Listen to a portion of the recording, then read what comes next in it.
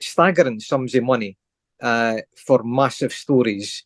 They were all difficult time-wise, but before the economic collapse around about 2008, 2009, newspapers were rich. There was healthy competition. They were, cutting each other's throats. They were desperate to get the best stories. And if you had something that was a potential splash in a national paper, you were looking at a payment of thousands of pounds. But sometimes you might have to work for a month to, it's not, most stories like that, they don't just drop in your lap. Somebody gives you all the information just like that and it's ready to go. So even if you were being paid in the thousands, there would always be work to do.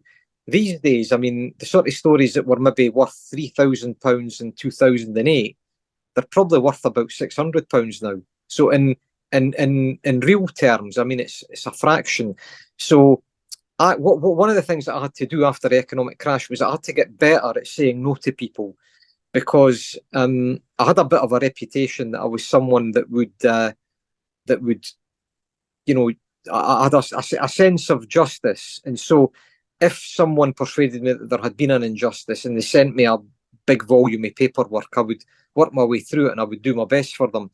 And not on a number of occasions, before and after the economic crash, I spent a lot of time on things that I just couldn't place a story on. So one of the things that I had to do around about 2010 and 2011 was to say to people, I just haven't got the resources to touch this, because if I spend a month on this, I'm not going to earn enough money to cover my time, and potentially I'll earn nothing. So that's frustrating, because you would like people to everybody to have the opportunity to tell their story. There's very, very few places where they do decent investigative work still, because it's expensive, time consuming, and doesn't always produce the results. But I suppose I've got a big admiration for my old paper, the Sunday Times. They've always kept an insight team going.